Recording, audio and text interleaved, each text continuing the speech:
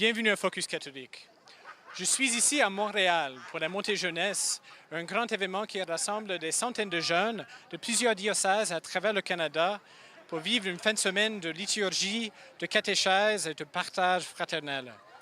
Lors de ce focus, nous allons vous présenter les différentes activités de la Montée Jeunesse afin que vous puissiez vivre vous aussi cet événement dynamique et plein de joie.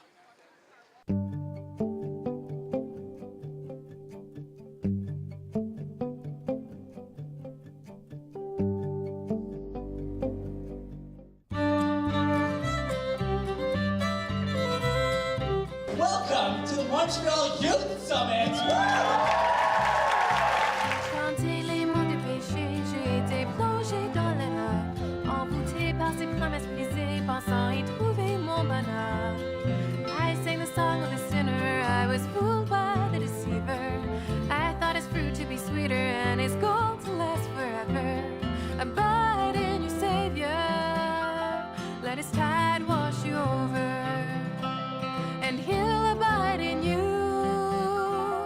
This I know is true, and the truth will set you free.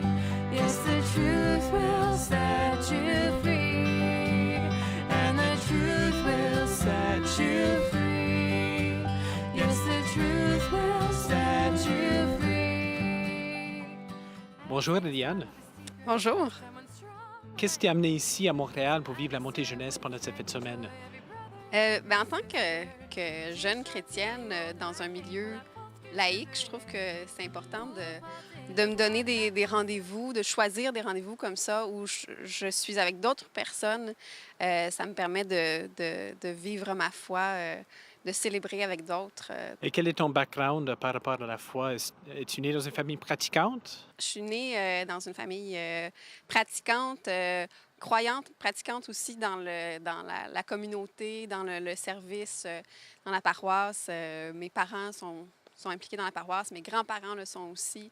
Donc, ça a été semé, la petite graine de la foi a été semée en moi très jeune, puis ça pousse depuis 25 ans. Là.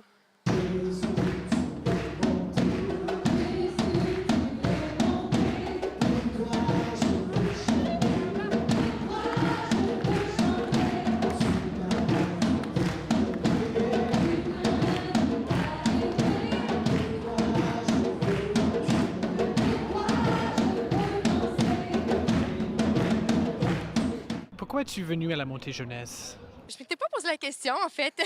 Je suis les événements jeunesse diocésains. C'est sûr qu'avec les Brebis de Jésus, on avait un groupe. Donc, c'est ça. J'ai fait quand même celle de 2007-2009. J'ai fait au congrès. Donc, c'est dans la suite aussi de tout ce que je vis depuis quelques années. Puis à Ottawa aussi, j'y avais été. C'était un événement extraordinaire. Donc, je me suis dit, je viens en revivre une autre pour vivre un événement d'église, là. Quel est ton cheminement de foi? Parce que tu es une jeune sœur, et puis c'est pas tous les jours qu'on voit des jeunes sœurs dans des événements jeunesse et tout. Alors, qu'est-ce qui fait que tu sois ici comme jeune sœur à la Montée Jeunesse? Quel est ton cheminement? C'est sûr que je fais partie du mouvement Les Brebis de Jésus depuis que je suis toute jeune. Donc, j'ai rencontré le Christ dès l'âge de 8-9 ans. J'ai vécu dans une famille catholique, mais bon, en tout cas, c'était une petite diète. Et puis, comme disait Christopher West, et puis... je me suis sentie appelée à venir demeurer à la maison, mère des Brebis de Jésus, dans les années 2004. J'avais alors 17 ans, le Seigneur m'a vraiment appelée. Puis, je pensais pas à la vie religieuse du tout, niette. Et là, le Seigneur m'a fait connaître son plan d'amour sur moi. Donc, j'avais 18 ans, le 16 avril.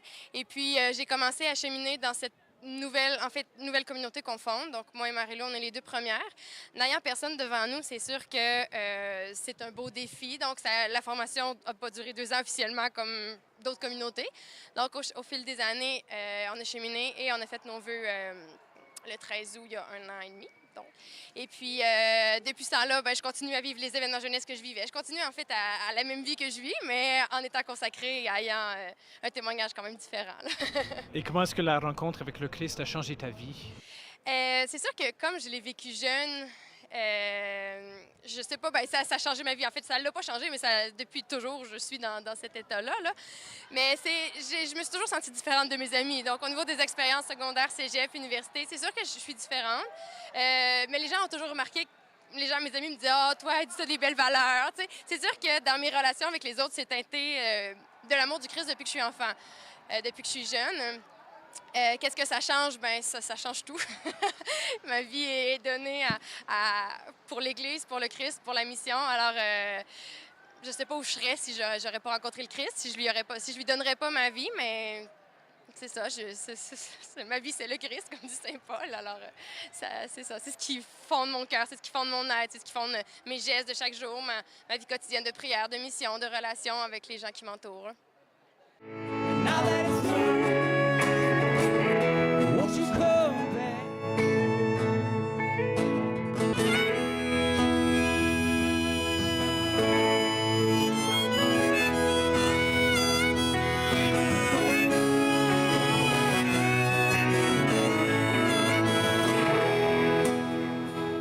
Kessner, nous sommes ici devant le collège Loyola, où nous venons d'écouter des conférences de Christopher West sur la théologie du corps de Jean-Paul II. Alors, quelles sont tes impressions de ces conférences? Christopher West, je trouve que c'est le message de la théologie du corps du pape Jean-Paul II qu'il nous donne. Moi, je trouve que c'est quelque chose que tous les jeunes, toute personne, en fait, devrait écouter. C'est tellement rafraîchissant comme cette parole-là. Parce que Christopher West en a parlé pendant cette fin de semaine comme des difficultés qu'on a eues, par exemple, dans nos familles, le message qu'on a eu comme, sur la sexualité, le corps. Et puis, moi aussi, j'étais un petit peu comme victime de cette éducation un peu. Mais c'était pas fort, mais quand même, c'était là.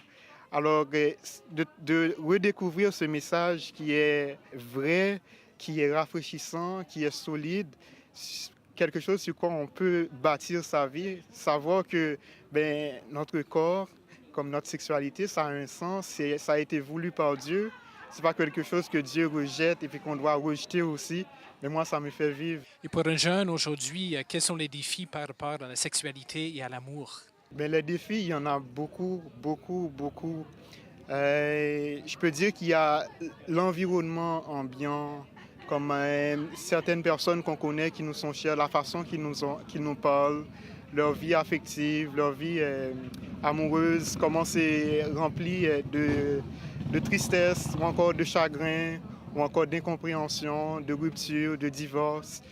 Il y a aussi la pornographie qui est comme quelque chose, un fléau, que beaucoup de jeunes peuvent souffrir de ça.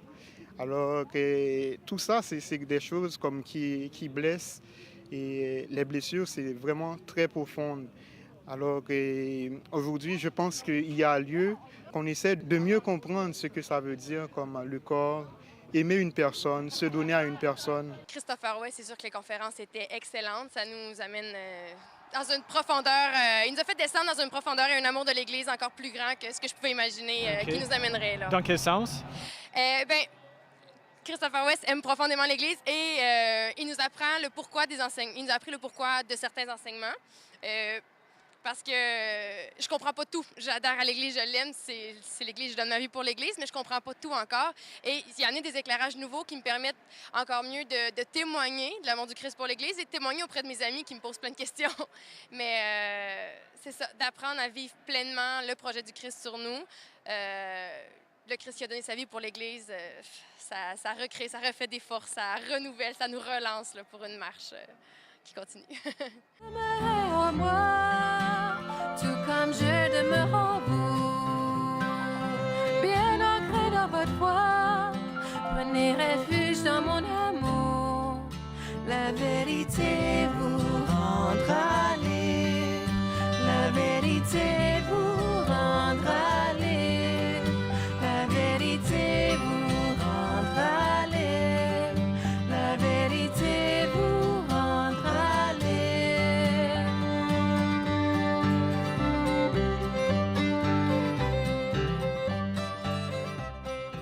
Par le passé, as-tu assisté à d'autres montées jeunesse?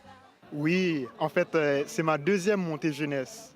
Il y a 2 ans, à Ottawa, il y avait la montée jeunesse en 2010. C'est ça. Donc, j'ai participé, mais j'étais tellement impressionné, mais aussi tellement joyeux d'être là. Et de voir comme des centaines de jeunes qui étaient réunis pour célébrer leur foi, moi je trouvais ça tellement beau.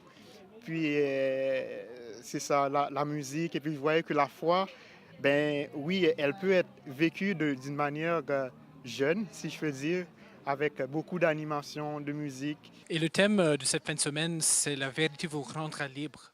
Alors, comment penses-tu que l'Évangile peut t'aider à vivre l'amour librement? S'il y a quelqu'un qui peut nous aider à vivre vraiment librement, ben c'est Jésus. C'est lui, il n'y en a pas d'autre. Parce que Jésus, il a vraiment donné sa vie, mais gratuitement, librement. C'est Dieu vraiment qui peut nous aider à nous accueillir comme on est, à nous aimer, à grandir dans ce qu'on est et aussi à aimer les autres aussi, à pouvoir aimer les personnes qui nous approchent.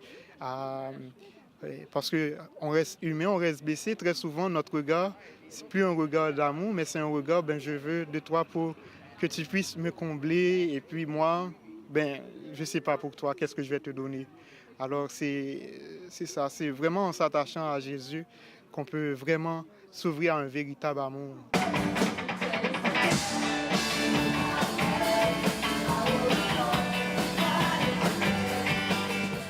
Je trouve que l'idée d'un banquet, c'est très approprié parce que c'est une occasion justement de célébrer ensemble. Puis je trouve que l'idée de se réunir à une table, pour moi, ça revient un peu à un des messages principaux dans l'Évangile, qui est de servir les autres, de les inviter à la table. Puis le Christ qui raconte entre autres la parabole de l'homme qui invite des gens à un banquet. Et puis quand il y a des invités qui ne se présentent pas, bien, qui envoie ses serviteurs chercher des gens dans la rue, des malades, des lépreux, des mendiants. C'est pas grave, tout le monde est invité au banquet du Seigneur. Donc, je trouvais que l'idée d'avoir un banquet était très juste.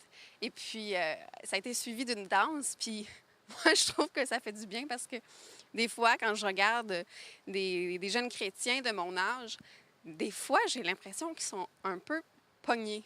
Puis là, il y avait des chansons pop actuelles ou plus anciennes. On a dansé le twist et tout le monde sautait.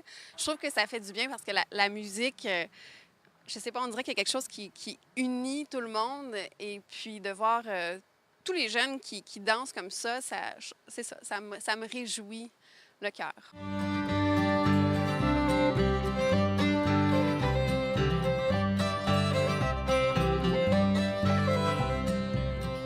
Par mes mots, je m'abandonne dans la liberté qui m'est chantée. Par l'amour de tous les saints, les traces suivantes de vérité. I sing a song of surrender, found the freedom of a bird. To live in love like the saints before me in the sweetness of his word. Demeurez en moi, tout comme je demeure en vous. Bien ancré dans votre foi, prenez refuge dans mon amour. La vérité. Dimanche matin, nous sommes dans le jardin des religieuses hospitalières de Saint-Joseph. Et puis nous venons de compléter un tour, une visite guidée de ce couvent. Alors, qu'est-ce que tu as découvert lors de cette visite? J'ai découvert une communauté que je ne connaissais pas, mais qui reflète vraiment, selon moi, le rôle que l'Église est appelée à jouer dans la société. Ce sont des sœurs qui sont au service des malades et d'autres communautés qui s'occupent des enfants, des pauvres. Je trouve que c'est à ça que l'Église est appelée et de parler avec ces femmes-là qui ont vécu beaucoup d'expériences au cours de leur vie de religieuses, de leur vie de foi. C'est très inspirant et je suis contente d'être ici puis de découvrir une communauté qui est tout près de chez moi, mais que j'ignorais complètement.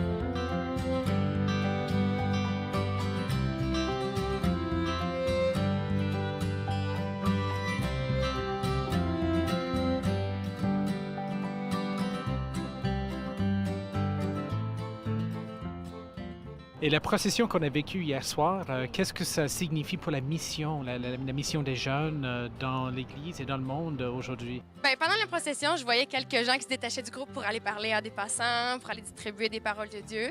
Donc, je crois que c'est aussi un signe que l'Église doit être présente au cœur de la ville, au cœur de la vie des gens. Les gens se promenaient, les gens vivaient leur quotidien hier soir, puis de nous aller les rejoindre dans leur quotidien. Donc, c'est pas d'attendre qu'ils viennent nous voir, mais c'est de nous aller les voir, c'est de se promener dans les rues, de dire oui, on est là, on existe, le Christ existe. Et je crois que c'est ça, d'aller vraiment dans le quotidien des gens, puis les rejoindre où ils sont dans leur souffrance, dans leur vie, dans leur peine, dans leur joie. Simplement d'aller les voir, de les inviter à la rencontre du Christ.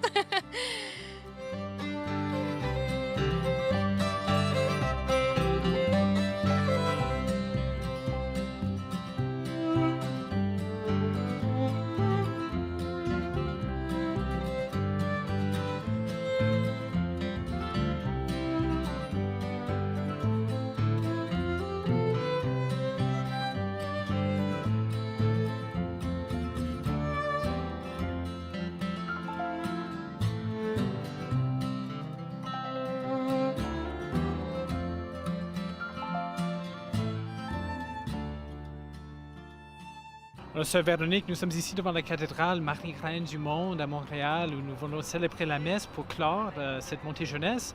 Est-ce qu'il y a quelque chose qui t'a touché pendant les cérémonies de ce matin?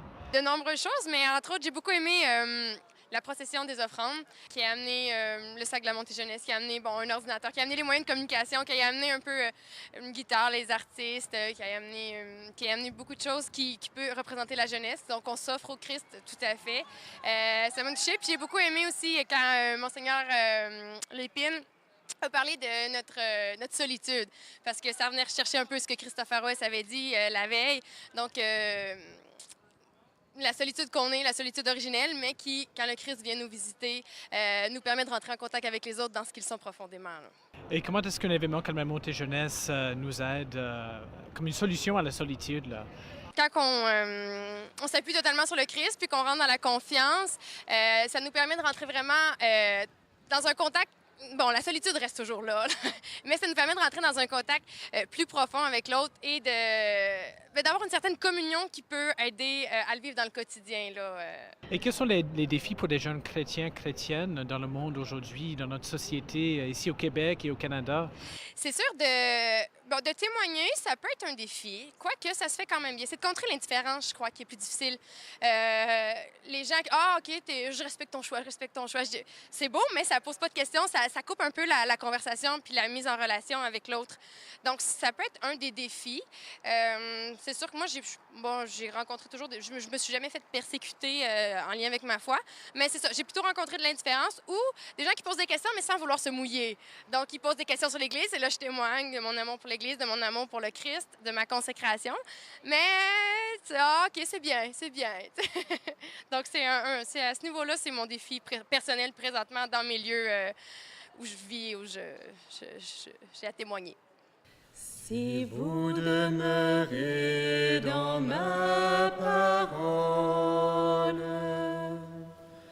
vous êtes vraiment mes disciples, et vous connaîtrez la vérité, et la vérité vous rendra libre. Quelles sont tes impressions en général de cet événement? Ah mon Dieu, c'est merveilleux. C'est vraiment enrichissant comme devoir. Moi, c'est ce que je trouve toujours beau dans les montées jeunesse, dans les rassemblements jeunesse aussi, que ce soit les JMJ diocésaines, tout ça. Ce que je trouve beau, c'est le sourire des jeunes et de porter ce témoignage-là à notre monde qui est parfois triste. Actuellement, on parle beaucoup d'indignés, qui est souvent indigné. Alors, de voir des jeunes qui croient en Dieu et vraiment que ça leur rende joyeux, puis porter cette espérance aussi, cette joie à notre monde, à notre famille, à nos amis. Comment vas-tu partir de cet événement? Est-ce que cet événement aura touché ta foi? Bien, en fait, ça me ramène à la question de la mission. Monseigneur Simard nous a parlé de l'importance d'avoir une vision, une mission et une passion et de conjuguer les trois pour être au service de Dieu, pour s'enraciner dans la foi puis étendre nos branches d'une façon qui aide à construire le royaume. Et cette question-là est l'exemple de toutes ces communautés qui ont cerné leur mission, qui ont servi avec passion. Ça m'inspire beaucoup et ça me ramène à la question de quelle est ma mission? Je pense que c'est peut-être une question que tout le monde se pose, j'imagine. Et je me dis, ben c'est un peu vers ça que je veux tendre, vers le service.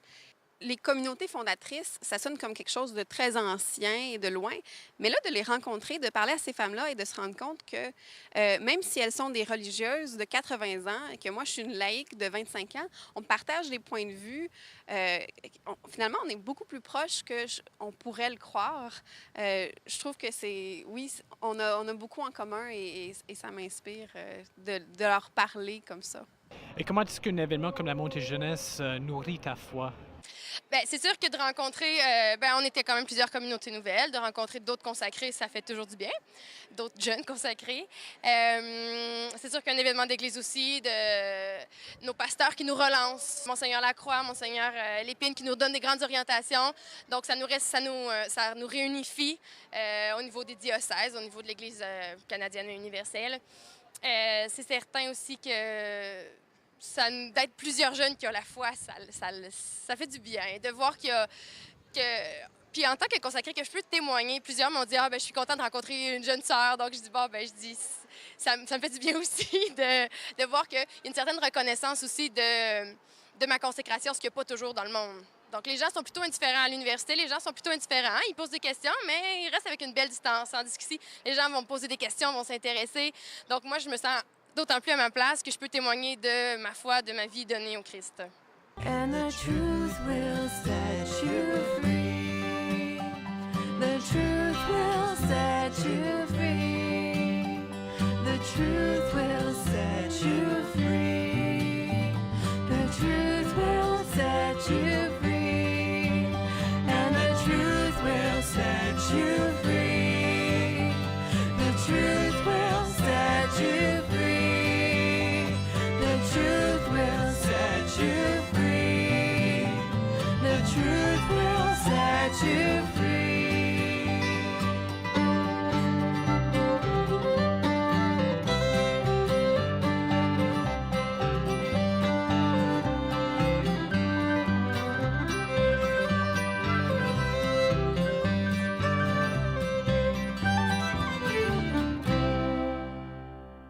Voilà, nous sommes rendus à la fin de la Montée Jeunesse. Cet événement a permis aux jeunes de réfléchir sur le thème « La vérité vous rendra libre » et de former la communion ensemble. À eux maintenant de partir dans la vie quotidienne, partager la joie de l'Évangile avec leurs proches. Merci à vous, mesdames et messieurs, de nous avoir suivis. Je suis Joseph Koski. À la prochaine.